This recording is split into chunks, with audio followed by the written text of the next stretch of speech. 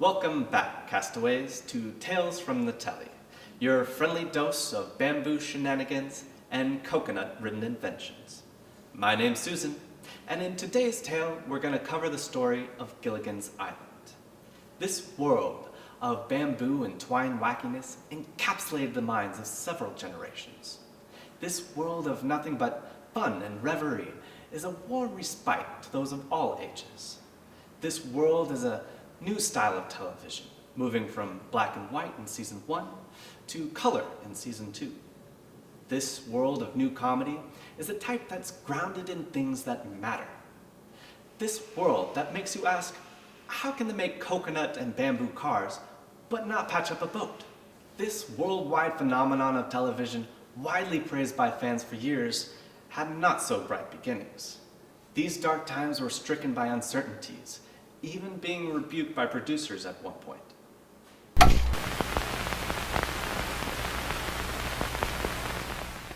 This entire series had stemmed from a single question.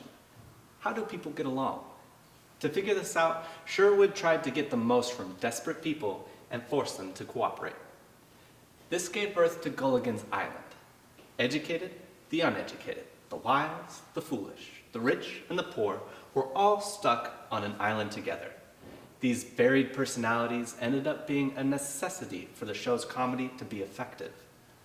The fundamental question of how do people get along gives the comedy beloved by so many its grounding. With this grounding, a raison d'être, the reason for being is granted to the comedy. For without this reason for being, the comedy would be meaningless and shallow. After formulating the concept for the show and getting several scripts together, Sherwood was ready to film the pilot of his own show, the first in his career. But before that could happen, CBS had to buy the show. Sherwood faced an overall negative disposition towards Gilligan's Island. William Paley, the president of CBS at the time, openly voiced several concerns about the show. The largest concern being the constraints of being stuck on one island. This meant only one setting and also one static set of characters, preventing any real way to rotate the cast. Gilligan's Island was proposed at one point instead to be Gilligan's Travels, which is a pun on Gulliver's Travels by Jonathan Swift. Sherwood rejected the idea, stating, "That's a good show, but it's not my show." After Sherwood stuck to his guns, CBS was still apprehensive due to one last thing: exposition. After all, the setup required for Gilligan's Island to make sense could itself be a pilot, or even an entire season of a different show to explain how everybody got to the island. Fortunately, Sherwood is able to fix this issue with the theme song. In tropical sea is a tropic port. Vacation fun is the favorite sport. He wrote the lyrics overnight, presenting them to CBS executives at 10 a.m. the following morning. This idea had just been done the year before on the Beverly Hillbillies. Movie stars. The Beverly Hillbillies.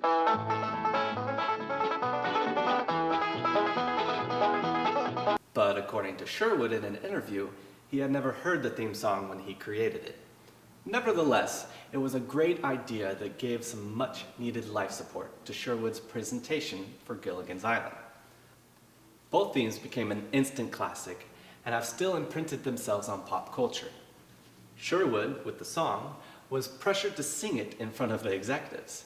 After he sung the theme song, the show was greenlit, and Sherwood had quite literally sung for his supper. Now that the show had been sold, it needed actors. First, the star of the show. The name Gilligan itself is a reflection of the overall tone of the show. It's not a serious name, just as the show itself is not serious.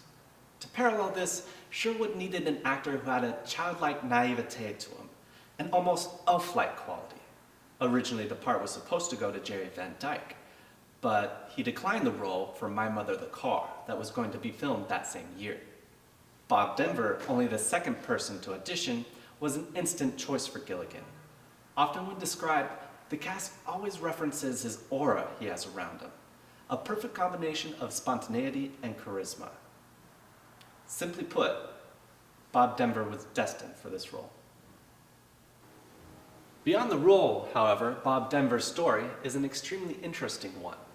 In an interview, Dawn Wells described Bob as incredibly deep, a loner, and ingenious.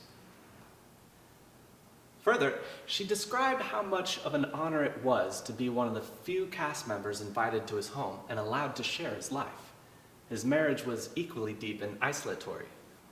According to Wells, Bob and his wife, Dreama Perry Denver, could spend 3 or 4 years together alone and be perfectly happy. To further paint the picture, Bob Denver was an English teacher prior to Gilligan's Island. The ingenious of a man like Bob Denver is the ability to become the character. Oftentimes, he had no need to practice lines or redo takes for Gilligan's Island, as this childlike persona would emanate from him whenever he took on the character of Gilligan. Dawn Wells describes that he would much rather be in the background. Most of the interviews with Bob Denver are for Gilligan's Island anniversary movies. He does not seem to do interviews outside of promotion for the shows he's on. Very rarely does Bob Denver participate in interviews detailing his personal life. This persona can be seen when participating in any public interviews regarding his many projects. His answers are often short and to the point, staying close to home on the project he's worked on. During interviews, Bob Denver seems to stay in character as Gilligan, showing off his more wacky and outward-facing self. Perhaps this is a way to compensate for his distaste for the limelight. This did not stop Bob Denver from becoming a pop culture icon with Gilligan's Island. 3 generations of television watchers would remember him fondly as a man who made them laugh after school. Despite how different Bob Denver was from his character, he masterfully played the fool. Along with the fool, Gilligan, the teddy bear character of Skipper, was needed. These 2 characters would become the dynamic duo for the show, a mainstay for Gilligan's Island. The role of Skipper was the most difficult for Sherwood to cast. He needed somebody who could yell without being terrifying. To explore this idea, he wrote a script that was comprised mostly of lines requiring constant yelling. While dining at a restaurant at CBS's lot, he heard a man yell from across the way. That man was Alan Hale Jr. Alan Hale was able to yell and shout without seeming like a menace. This is exactly what was needed for this teddy bear role. And afterwards, Schwartz contacted his agent to set up an audition. Unfortunately, Alan Hale was in St. George, Utah at the time shooting on location. The location was so out there, it was only accessible by horse. The other obstacle was availability. Alan Hale's schedule dictated that he could only return to LA on Sunday, the day that CBS facilities are closed. According to Schwartz, Alan Hale brought his horse, left it with a friend, hitched a ride to Las Vegas, flew from LA from there, and did it all again. Actually, it was rather an amazing story. I was in St. George, Utah, doing a picture with Audie Murphy, and I got this call to come down. Well, we had a small budget picture, and there was kind of a difficulty as to how was I going to get there. There were no planes out of there. There were no rental cars or anything. We went up with studio cars. So I went out on the highway with my thumb, and I hitchhiked out of St. George, got down to Las Vegas, flew from Las Vegas into CBS. And when I got in there, they had some procedure going on, and Mr. Sherwood Schwartz, our creator, a man who I highly respect, he said, Alan, he said, really, in many ways, he said, I have written this story for you. Now, he said, if you'd like to be the skipper, you are, but I would like to see you in contrast with some of the people that we're going to use. So I did this test, and it all seemed to work out very well. He had a fine point that he wanted to work out between Gilligan and myself, the fact that I was always on him. But the fact is, I loved him. That's number 5,761. You're taking a lot of beatings on the head for that. So it was kind of a fine point that he was after, and he saw to it to see in me what he wanted. In other words, I did what I was supposed to do, but he saw the way he liked it. So I became the skipper. Now, you're very... Returned later that day. Apparently, Alan Hale's guide stayed outside the location with both horses, waiting patiently for him to return. Bob Denver and Alan Hale worked brilliantly together, and after the Sunday session, their choices were set. Alan Hale's natural ability to yell and yell without seeming like a menace was exactly what was needed for this teddy bear role. Now that the pilot had been greenlit and had actors, it needed funding.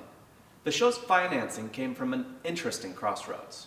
CBS desperately wanted Phil Silvers, who played Sergeant Bilko, and was willing to give him any deal. Phil Silvers' agent, Perry Leaf, was also Sherwood Schwartz's agent. Phil agreed to do the show only if he was given ownership of another property. Leaf convinced Phil to put the money into the show's pilot. Thus, Gilligan's Island was owned by CBS, Phil Silver, and what would become MGM Productions. Sherwood Schwartz still retained ownership of the idea and the characters, however. The show's production faced a slew of obstacles. In order to record the theme, only having 3 days to do so, time was of the essence. George Weil, who helped him refine the song, knew 4 guys called the Wellingtons. They also had to record at Melville Shavelson's house, who was a friend of Schwartz. Unfortunately, they were having a charity event that day. Despite that, they recorded the song there. All the while, dozens of chairs and tables were being set up around them. Mel's wife, Lucy, blew a whistle for everyone to stop working, and then they would attempt to record the song. Difficult, but it worked. They had the song, the cast, and the financing, so off they went to Kauai. While shooting the pilot, there was a massive storm, requiring the crew to anchor down parts of the set for the pilot's plot. According to Sherwood, during the filming, there was an infestation of frogs. Apparently, you couldn't even open the doors of the huts the cast were staying in. An even more troubling issue occurred the last day of filming, President John F. Kennedy's assassination. They had to finish filming, unfortunately, and the flag in the pilot's intro is at half-mast for this very reason. Despite all of this, the pilot was filmed and ready to be edited and tested with audiences. Unfortunately, it did not test well, particularly poorly due to the studio's initial edits. Apparently, once Sherwood got a hold of it, he and an editor had to remove 6 minutes of footage, much of it exposition footage to establish the show's premise. This was Friday, and the next Monday the time slots for CBS were to be set. In order to get the show on the air, Sherwood had to get his footage to New York from LA and test it in front of audiences over the weekend and pray for approval by Monday. The editor who helped Sherwood cut the footage took it personally in hand to New York to CBS to test the show once more. Luckily, the editor made it to New York, CBS tested it over the weekend, and it earned a slot on Monday. This cut of the pilot footage tested much better than the initial episode in the studio's hands. Now that Gilligan's Island had earned a time slot, some adjustments still had to be made. The studio was not a fan of Schwartz's original characters, requiring several retooling and recasts for the actual series. Now that we've begun to understand what really happened during the show's formative stages, we can go into the change in filming locations, delve into the collection of amazing props, and explore the films and series after the initial show was canceled. It's going to be a fun ride. I hope to see you there. Thanks for watching. Make sure to like, subscribe, click the bell for updates, and also make sure to check the affiliate links down below.